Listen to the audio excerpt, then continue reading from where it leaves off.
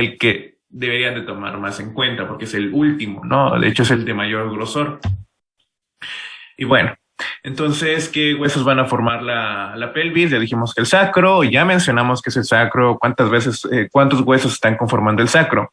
Ahora, chequen cómo las partes laterales y anteriores, la porción anterolateral, todo esto que estoy marcando con estas líneas que parecen grapas, son los huesos coxales, ¿no? Entonces, estos huesos coxales van a formar las porciones anterolaterales de mi pelvis y ya sé que la parte posterior, pues obviamente va a estar formada por el sacro.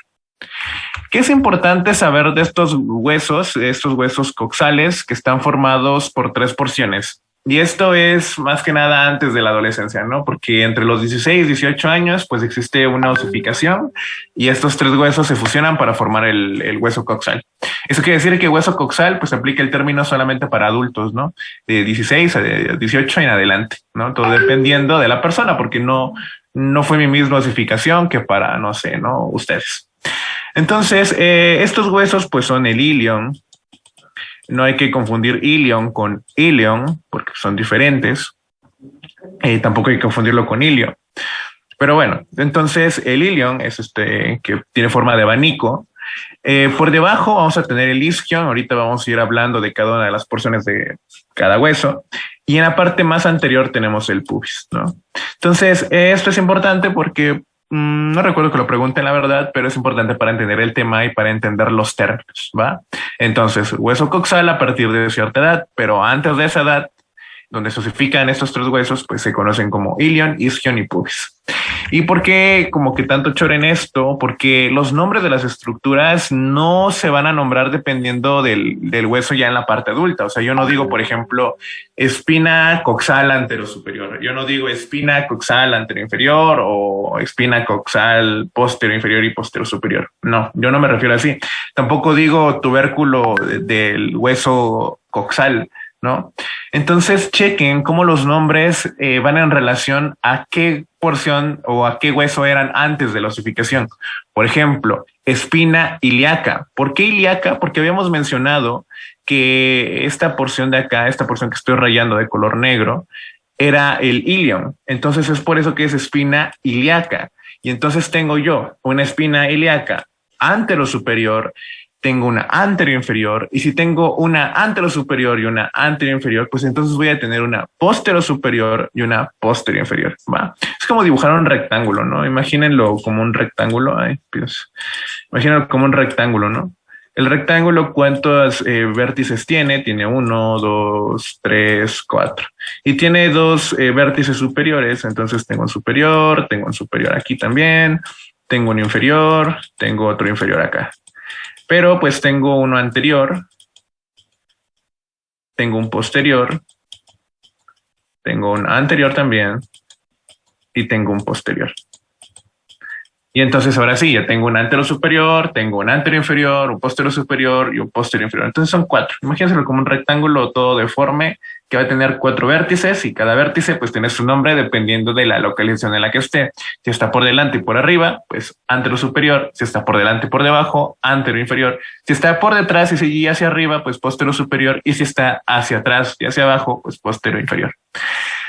Es importante, pues sí, ¿no? Por las inserciones que pueda tener cada uno, pero de estos, pues sabemos que el más característico, porque de ahí van a salir, por ejemplo, fibras del sartorio, las fibras del ligamento inguinal, pues el más importante va a ser ¿no? Que es la espina ilíaca anterosuperior. Y entonces lo que les mencionaba es que estas estructuras o estos detalles óseos de los huesos coxales se nombran en relación a qué hueso era antes. Por eso está el nombre de ilíaco, ¿no? De espina ilíaca, de que era el hueso ilíaco. Yo les mencionaba que esta porción baja se conoce como isquion. Entonces, aquí está, de hecho, en otros libros la pueden encontrar como escotadura isquiática. Isquiática. ¿Por qué isquiática? Por isquion. Entonces, escotadura isquiática mayor, y si tengo una mayor, tengo una menor, ¿no? Esto de acá sí es importante porque esto de acá sí lo sé que lo preguntan. Entonces, chequen cómo este punto que estoy marcando con la X es la espina ilíaca posterior inferior. posterior inferior. Y chequen cómo por debajo de esa espina ilíaca posterior inferior tengo yo esta escotadura. Esta escotadura, que es la escotadura isquiática mayor. Por debajo de esta escotadura, aquí donde estoy poniendo la siguiente X, voy a encontrar esta espina, que se conoce como espina isquiática o espina ciática, ¿no? Los dos nombres son correctos, dependiendo del libro que hayan leído. Entonces, ¿cómo es que ponen esto en pregunta? La pregunta es, ¿entre qué estructuras voy a encontrar yo la escotadura ciática mayor? Y la respuesta es que la escotadura ciática mayor tiene por arriba la espina ilíaca posterior inferior y que tiene por debajo la espina ciática, ¿va? Para que no haya pérdida. Va. Entonces, lo mismo pasa con la escotadura ciática menor, porque la escotadura ciática menor igual va a estar entre dos estructuras. Por arriba, pues obviamente sé que tiene la espina ciática y por debajo va a tener este detalle óseo, este engrosamiento óseo, que se conoce como tuberosidad isquiática. Entonces, la escotadura mayor, lo repetimos de nuevo, tiene por arriba a la espina ilíaca posterior inferior. Vamos a señalarlo con el cursor porque de repente uno se emociona de más y se lo olvida señalar. Entonces, está la escotadura ciática mayor, por arriba está la escotadura, está la escotadura ciática mayor y por arriba está la espina ilíaca posterior inferior. Por debajo de la escotadura ciática mayor voy a tener yo lo que es la espina ciática. Ahora, la escotadura ciática menor, por arriba va a tener la espina ciática y por debajo va a tener la tuberosidad isquiática. Si ustedes en este momento se encuentran sentados, van a sentir como hay una parte de su nalga que está más dura que el resto, ¿no? Es este huesito, esta tuberosidad isquiática, es este huesito que duele después de estar sentado bastante rato. El huesito de la nalga, le dicen de repente a las señoras, no, es que me duele el huesito de la nalga, ¿no? Entonces, ¿cuál huesito, no? Pues bueno, es la tuberosidad isquiática.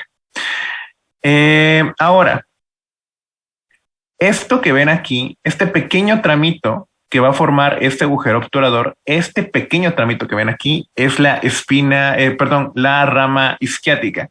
Entonces tengo yo aquí la rama isquiática y vamos a ponerle pausa aquí para describir ahora lo que es el pubis. Entonces yo les mencioné, esto es la porción ilíaca, esta es la porción del isquion y esta es la porción del pubis. Y el pubis, les digo, es lo que vemos más por delante. El pubis igual tiene sus porciones. Déjenme ver si hay una imagen del pubis un poquito más explícita por aquí. Ok. Chequen, está el pubis y este pubis tiene una rama superior, que es esta de acá, y una rama inferior, ¿va? Ahora chequen cómo esta rama inferior se fusionó con quién, con la rama isquiática. Entonces, ojo, la rama inferior se está combinando con la rama isquiática. ¿Qué nombre le pondrían a esa rama? Pues rama isquiopubiana. Entonces, la rama isquiopubiana, que es una fusión de la rama isquiática con la rama inferior del pubis. Es importante, sí, eso es importante porque de hecho chequen cómo esta rama isquiopubiana está formando el borde inferior del agujero obturador. El agujero obturador tiene pues funciones, ¿no? Sabemos que el agujero obturador sirve para que estructuras que estén dentro de la pelvis se puedan ir hacia la parte delantera de la extremidad inferior, pero también sirve para distribuir energía, ¿no? ¿A qué me refiero con distribuir energía? Imagínense que de repente ustedes brincan, ¿no? Pero brincan desde una altura pues bastante considerable. Obviamente la fuerza se va a ir, es este hueso coxal, sabemos que va a estar unido al fémur. Y la energía va a pasar del fémur hacia lo que son los huesos coxales.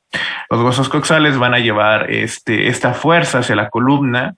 De hecho, por eso hay veces que tienen que buscar fracturas lejos del lugar de primer contacto, ¿no?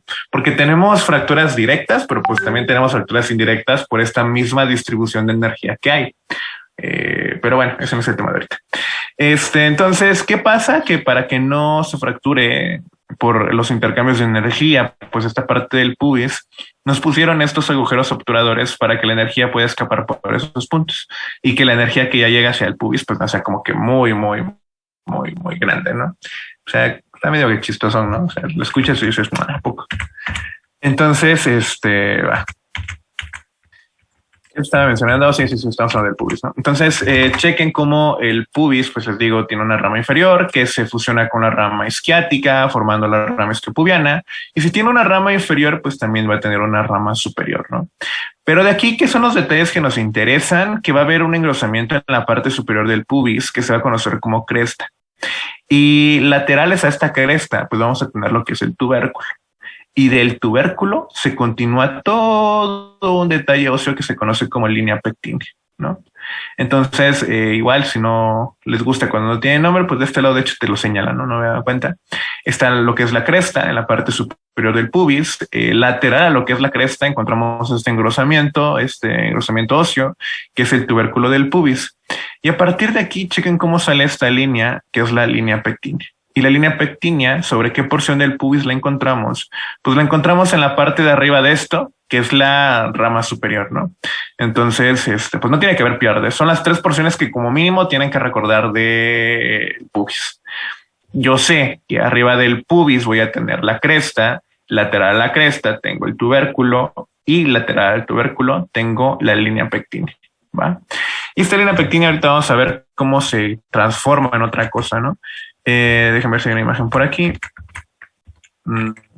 Ok. Pasamos a esta otra imagen. Aquí estará la cresta. Esto que ven aquí es el tubérculo. Y del tubérculo chequen cómo nace lo que es la línea pectínea. Pero chequen cómo aquí esta imagen pues, está, creo yo, bien para explicar esto, porque chequen cómo este engrosamiento que pasa por arriba de la rama superior, yo les dije, este engrosamiento que está por arriba de la rama superior se conoce como línea pectínea. Y se conoce línea pectínea, pues línea pectínea. Bueno, es línea pectínea.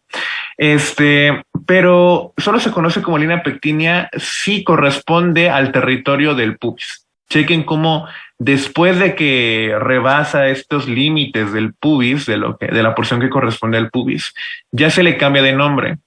Y el nombre que le toca ahora es línea arqueada, ¿va? Entonces tengo yo la línea arqueada. ¿Y qué es la línea arqueada? Es solo una continuación de la línea pectínea. Entonces no tiene que haber como que esta confusión, porque luego de repente dicen, es que ya me confundí. ¿Cuál es la diferencia entre la línea pectínea y la línea arqueada? ¿Cuál es la diferencia? El lugar en el que está, la localización. Porque si la localización está en la porción ilíaca, pues entonces ya no tienes por qué llamarle línea pectínea, ¿no? Ya ahora es línea arqueada porque tiene forma de arquito, según. Y solo va a ser línea pectínea cuando está en la porción del pubis. Partiendo de esto mismo, ¿qué otra cosa tenemos que recordar? A lo mejor vamos muy rápido, pero pues trato de abarcar lo más que se pueda. De todas maneras, si hay alguna duda o de repente sienten que me fui de largo porque es algo que me pasa, pueden mandar el mensaje. Si les da pena de que vean sus dudas, pues también pueden mandarlo por privado. Ya nada más lo leería yo y no daría nombres, ¿no?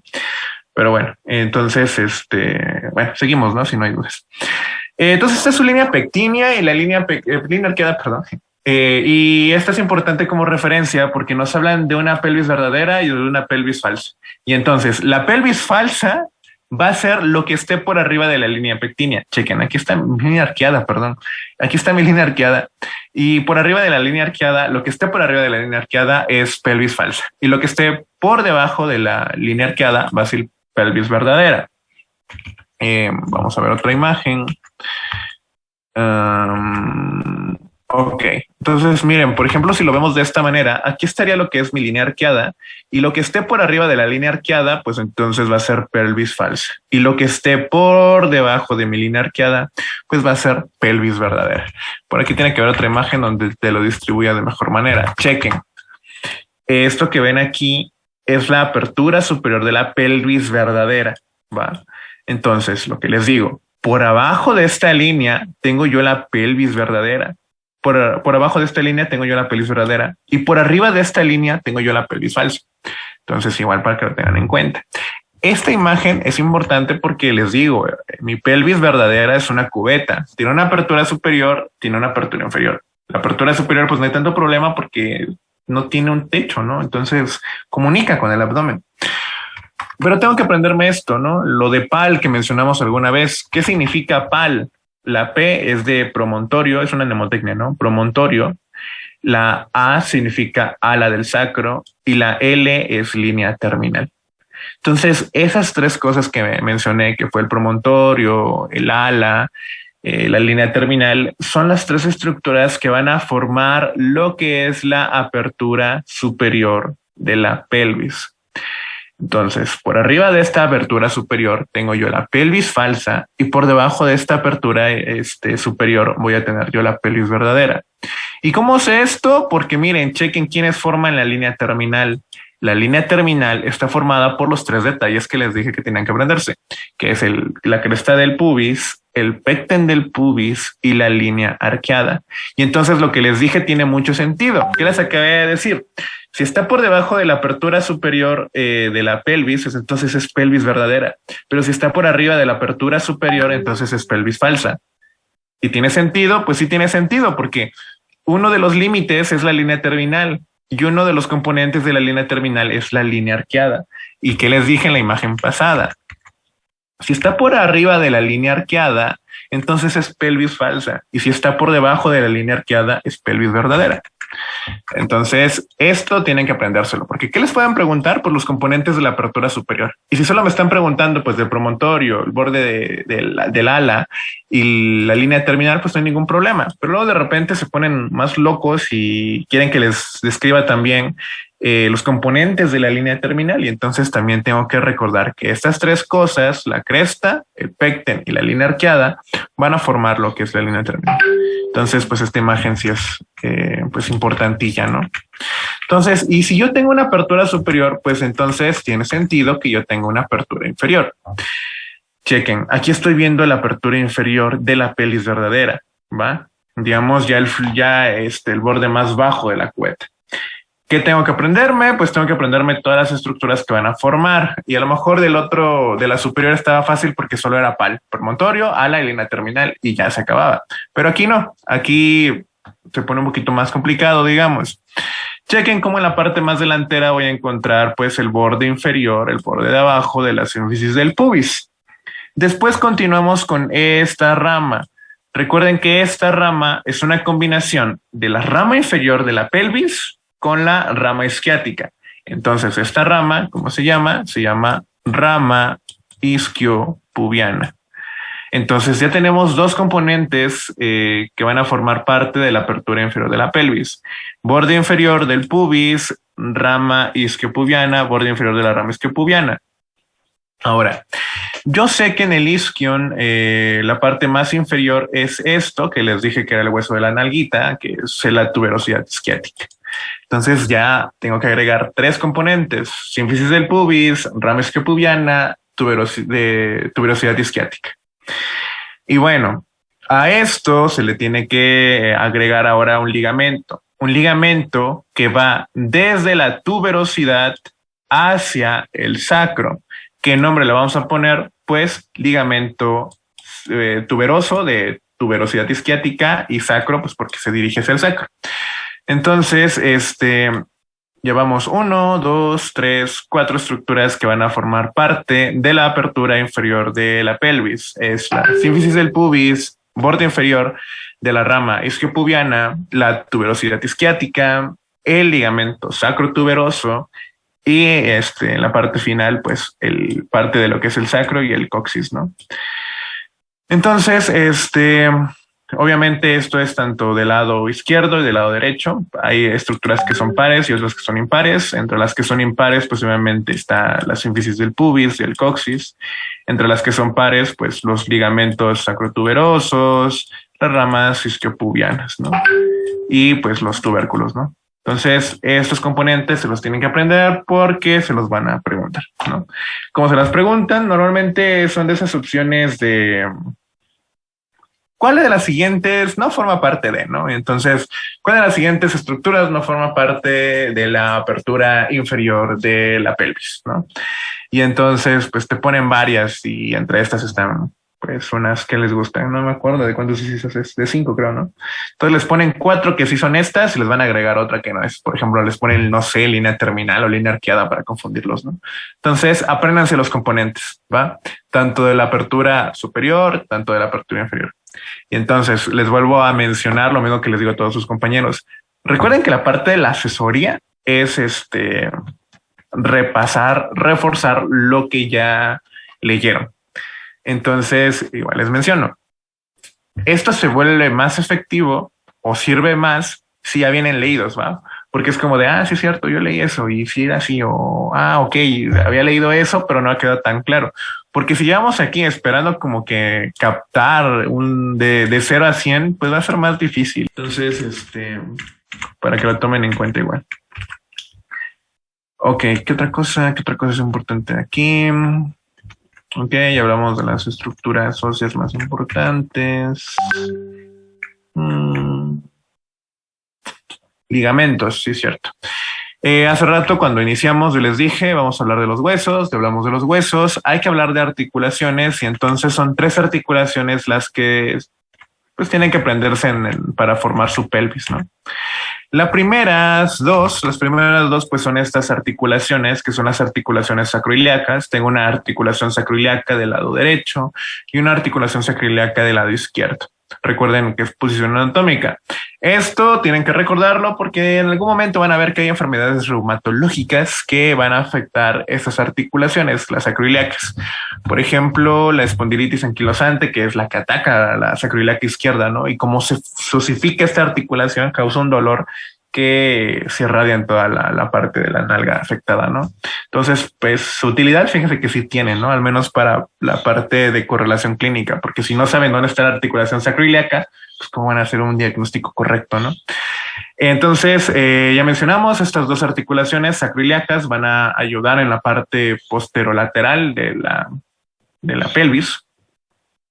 Y en la parte anterior, pues vamos a tener la sínfisis del pubis. Entonces, en total son esas 3 articulaciones las que, pues como mínimo tienen que aprenderse en la parte de pelvis porque son las 3 fundamentales, las que van a unir sus 2 huesos coxales a su sacro, ¿va? Entonces, yo uno mi hueso coxal al sacro por la sacroiliaca, uno mi hueso coxal a mi sacro por la sacroiliaca y uno el coxal del lado derecho con el coxal del lado izquierdo con la sínfisis del pubis, ¿va? Entonces, para que lo tomen en cuenta, maestros.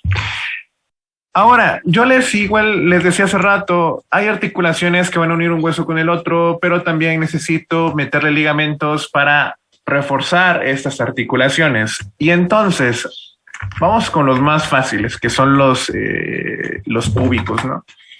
Chequen, está mi sínfisis del pubis y esta articulación pues tiene un refuerzo superior y un refuerzo inferior.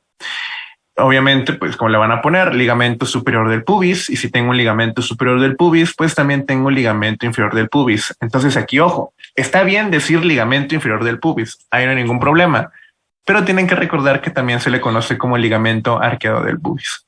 Entonces, ligamento superior del pubis por arriba y ligamento inferior del pubis por abajo, tomando en cuenta que al inferior también se le conoce como ligamento arqueo del pubis. ¿Por qué se le conoce así? Pues porque forma un arquito, ¿no? En la parte de abajo, el ángulo, pues, púbico, ¿no? Subpúbico, perdón. Entonces, eso es refiriéndose a la sínfisis del pubis. Entonces, estamos hablando ahora de los ligamentos, porque están peleando con el gato. Entonces, entonces tengo yo un ligamento púbico superior y un ligamento púbico inferior, ¿va? Para darle soporte o refuerzo a la sínfisis del pubis. Pero también tengo que darle un soporte ligamentario a mis articulaciones sacroiliacas. Chequen cómo hay ligamentos que van a reforzar esta articulación del lado derecho y como ligamentos que van a darle un soporte en el lado izquierdo. Aquí son 3 pares de ligamentos. ¿Cómo le vamos a poner a estos ligamentos? Pues ligamentos sacroiliacos. Y entre los sacroiliacos, pues voy a tener un sacroiliaco anterior, un posterior y un interóseo. Y de estos, el más preguntado es este, ¿va? Hay que meterle turbo porque quedan 10 minutos y tengo hemato. Entonces, chequen, en esta imagen vemos los ligamentos sacroiliacos anteriores. En esta imagen del lado derecho vemos los posteriores, cómo le dan soporte a la articulación. Pero chequen cómo dentro de la propia articulación, ya no ni por delante ni por detrás, sino dentro de la propia articulación, vemos este ligamento. Y este ligamento, chequen el grosor del ligamento, chequen cuánta área abarca este ligamento. Y como es un ligamento que no se encuentra por delante ni por detrás del hueso, del hueso sacro ni del ilíaco, sino que se encuentra entre estos dos huesos, pues por eso se conoce como ligamento sacro interóseo, porque está entre los huesos, por eso es interóseo. Y este es el que le da, de hecho, mayor soporte, es el que va a cargar más, digamos, ¿no? Para que lo tengan en cuenta, porque se los van a preguntar. Ok, ya para como ir cerrando esta parte de los huesos y ligamentos, ya después seguimos con los músculos y demás. Algo que tenemos que recordar son las variaciones, ¿va? Recuerden que al final de cuentas, si ustedes ven un hombre y una mujer, se pueden notar las diferencias anatómicas en la parte inferior, ¿no? Se puede distinguir sin problemas cuando, pues, por ejemplo, un hombre está vestido de mujer solamente por la angulación que tienen las piernas, ¿no? Porque el ángulo que se forma entre la cadera y el fémur, pues obviamente es más pequeño en comparación a los hombres, ¿no? Como que las mujeres tienen esta forma en la parte inferior como de reloj de arena y los hombres como que estamos más hechos a lo menso, ¿no? Como que estamos muy cuadrados. Entonces, todo esto es importante porque se los van a preguntar, ¿no? Y son cosas que no se les tienen que olvidar. Chequen, para empezar, la forma que tiene la apertura superior de la pelvis. En el caso de los hombres, de las mujeres, perdón, es una forma pues redondeada. En el caso de los hombres es una forma de corazoncito, ¿no? Es mi doctor de anato que era porque los hombres somos muy amorosos, pero realmente la diferencia es la utilidad que va a tener. Una pelvis redonda tiene en una mujer, pues tiene sentido. Vamos a poner aquí que es de mujer y esta que es de hombre, para que no se confundan. Una apertura superior de la pelvis redonda tiene sentido en una mujer porque, pues, hay quienes van a tener bebés, ¿no? Y el bebé, pues, tiene que atravesar esa abertura superior de la pelvis. Si esta pelvis tiene forma de corazón, pues se va a quedar atorado a la cabeza del morro, ¿no? Entonces, es por eso que las mujeres van a tener una abertura superior redonda, por esta función que se cumple reproductiva, ¿no? Otra cosa, yo les hablaba hace rato de unas espinas ciáticas, que son estas de acá, estas espinas ciáticas. Y entonces en esta imagen podemos ver las espinas ciáticas. Dejen quitar nada más esto. ¿Cómo borro esto? Ok. Vemos la espina ciática de este lado, vemos esta espina ciática del otro lado, vemos esta de este lado y vemos esta de este lado. Chequen cómo la distancia entre las espinas ciáticas en el varón es menor, o sea, están más cerca, protruyen más hacia en medio. Y en las mujeres están más separadas. Chequen, no están tan unidas aquí como si lo están aquí. Si medimos la distancia, imagínense que aquí tienen, no sé, vamos a poner un número imaginario. Vamos a ponerle 10 centímetros, ¿va? Y aquí en las mujeres vamos a poner que tienen 15 centímetros de distancia entre una y la otra. Les digo, ¿por qué es menor la distancia en los hombres? Por lo mismo, que no cumplimos una función reproductiva, ¿no? Entonces, como nosotros no necesitaremos en ningún momento que un producto atraviese esto, pues entonces no tiene caso que estén tan separadas. Pero en el caso de las mujeres, por la misma función reproductiva, pues obviamente hay que separarlas más, ¿no? Va a haber variaciones donde estos agujeros, la apertura superior de la pelvis puede estar muy estrecho o donde estas espinas ciáticas están muy unidas en la parte de las mujeres. Y entonces, pues es ahí cuando se valora, por ejemplo, pues una cesárea, ¿no? Porque pues va a ser difícil que salga un producto con estas condiciones anatómicas. Pero bueno, igual ya lo último que a considerar es el ángulo infrapúbico. Chequen cómo en el caso de las mujeres el ángulo es mayor, de 80 a 85, y en el caso de los hombres pues es de 50 a 60. ¿Va? Entonces, les ponen como ejemplo estos ángulos que se forman entre el índice y el pulgar. Es pues parecido al ángulo infrapúbico que van a tener las mujeres. Y en el caso de los hombres, pues este ángulo de 50-60 grados es parecido al ángulo que se forma entre el dedo índice y el dedo medio. ¿Va? Entonces, estas diferencias sí se las tienen que aprender porque pues las van a preguntar, ¿no? Entonces tienen que aprenderse así de mínimo, pues la apertura, cuál es en forma de corazón, cuál es redonda, las mujeres o los hombres. Tienen que aprenderse en quiénes las espinas ciáticas están más mediales, en las mujeres o en los hombres. Y tienen que aprenderse los ángulos, tanto el ángulo para las mujeres, tanto el ángulo para los hombres, ¿no? Y obviamente recordar quién tiene un ángulo mayor, porque no sabemos cómo se los podrían preguntar. De esta imagen, igual ya la platicamos, tienen que aprenderse todas las porciones que van a formar la abertura superior de la pelvis y esta parte ligamentaria. Déjenme ver si nos da tiempo a ver. Si no se nos pasó nada, hablamos de las articulaciones, bien ahí. Hablamos de los ligamentos, bien ahí. Mencionamos que el más importante es el interóseo. A lo mejor les puedan preguntarle de estos, ¿no? Que son el ilio lumbar y el lumbosacro. Chequen cómo el ilio lumbar va desde la apófisis transversa de la vértebra del L5 hacia pues la porción de la cresta, ¿no? Y bueno, el lumbosacro pues abarca parte de lo que es la articulación sacroiliaca y se dirige igual, ¿no? Hacia lo que es la apófisis transversa. No son tan preguntados esos, ¿no? Pero pues igual para que los tengan en cuenta. Ok, ahora sí, ya para retirarnos, no creo que nos dé tiempo de hablar de músculos. ¿Qué hacen?